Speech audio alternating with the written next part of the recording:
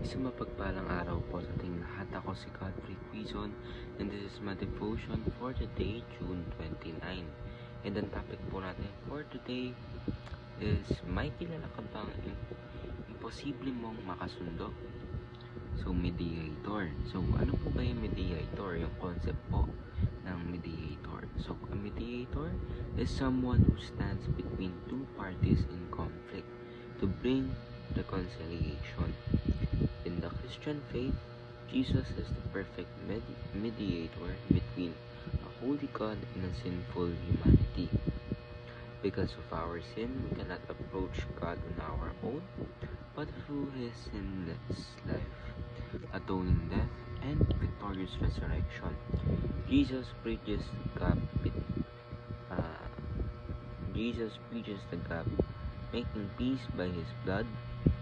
He not only provides access to God, but continually intercedes for us, securing our relationship with the Father. Without Jesus as our mediator, we could remain alienated or condemned. So, ano po ba yung ating scripture for the day? So, 1 Timothy chapter 2 verse 5, "For there is one God and one mediator between God and mankind, the man Christ Jesus." So, ibig sabihin, mediator po ang ating Panginoon Jesucristo. Now, ano po ba yung mediator? So, yung mediator po, ito po yung nag-aayos po, yung taong nag-aayos, nag-stand in between sa dalawang tao, dalawang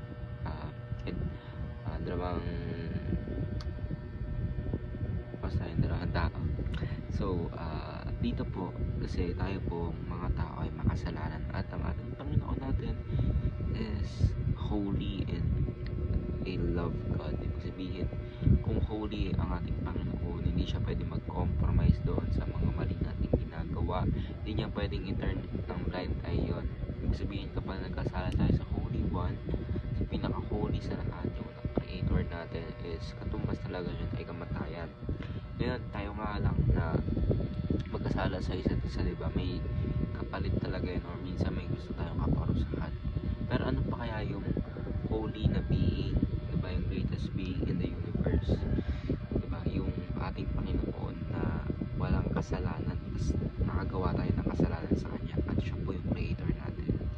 So, bakit nga po ba pinargive na po ng ating Panginoon ang ating sins?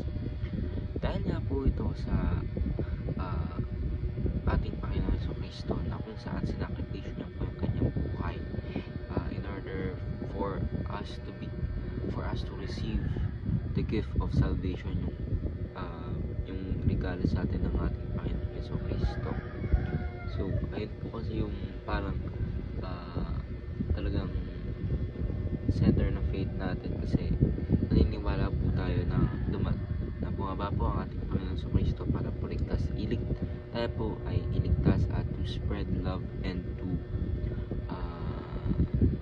be the good role model sa ating perfect good role model sa ating mga tao, na kung paano po ba talaga mabuhay ang isang tao. So, teaching for today is, Jesus is the one and only mediator between God and humanity. Jesus is the ultimate peacemaker, and Jesus calls us to be the peacemaker. So, ibig sabihin, tayo po as Christians na binago na po ng ating Panginoon, na continuously sa progress na binabago ng ating Panginoon, is dapat gayahin po natin talaga ang ating Panginoong Jesucristo, na kung saan yung mga ginagawa niya dito sa lupa, yung ginawa niya dito sa lupa, mga teachings niya dito sa lupa, is dapat sundin natin at basahin. So, paano po natin ba malalaman kung ano po yun?